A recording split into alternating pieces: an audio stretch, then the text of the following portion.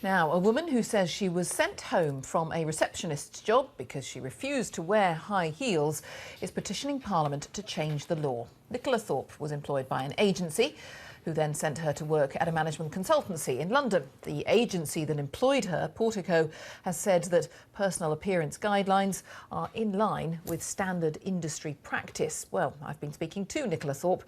She said that she was laughed at when she pointed out that male colleagues weren't subjected to the same demands when it came to how they dress. That day I was wearing flat black shoes and they gave me a dress to wear and a jacket, which I put on, and the supervisor said, well, you're not going to wear those. We only have women in heels at reception. And I said, well, I think that's ridiculous. I pointed to a male colleague who said, well, he's wearing flat shoes. Why can't I? And of course that's laughed at. And I understand, because that's a much bigger issue for people to get their heads around.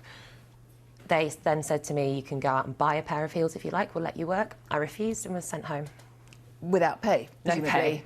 No, and told that I couldn't work for them. So, yeah. So the agency said, you can't work for us again? No. The agency were actually really, they understood. They said, yeah, unfortunately, this is what the client requires. So I called an employment hotline and said, you know, this is what's happened to me. This can't be legal. You know, this is my fundamental right as a woman.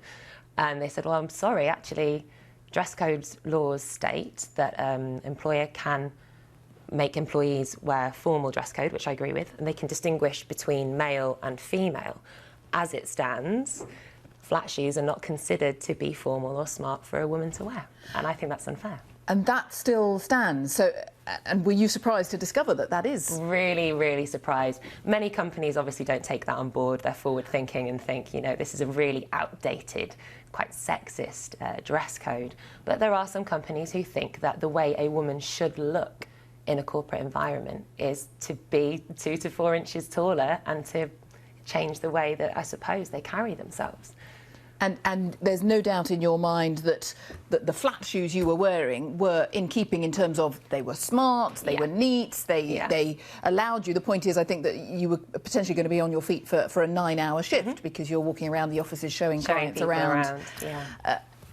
I mean, what you can tell I'm slightly. I know, right? I didn't know that was the law either. Exactly. Or that it was written in that way. This is what's wonderful. It sparked this debate. The only difference is, I mean, I'm wearing pretty much the same shoes now.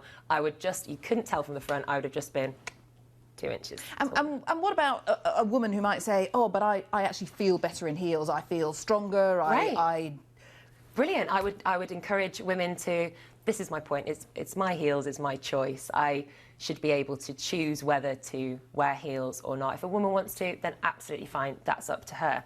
If a company wants to have everyone wearing the same, I think it really needs to listen to the women who are saying this is uncomfortable and you're not really treating us very fairly. And part of the point is that this is a ruling that was probably set in stone many years ago. Many years ago. And high heels were originally designed for men so that they could keep their feet in stirrups whilst riding a horse. Now, they're not still wearing heels because fashion changes and moves forward. So I think it's about time that corporate fashion followed suit. Well, that was Nicola Thorp in the last hour. Now, we did ask the various people involved for a comment. We heard first from PwC. That is the company that the agency sent Nicola to work for. PwC, PricewaterhouseCoopers, says it outsources its front of house and reception services to a third-party supplier. We first became aware of this matter on the 10th of May, some 5 months after the issue arose. And the dress code referenced is not, in fact, a PwC policy. We also spoke to the recruitment agency who directly employed Nicola, that's Portico. Portico said, in line with industry standard practice, we have personal appearance guidelines across many of our corporate locations. These policies include recommendations for appropriate style of footwear for the role. We will now be reviewing our guidelines in consultation with both our clients and our team members.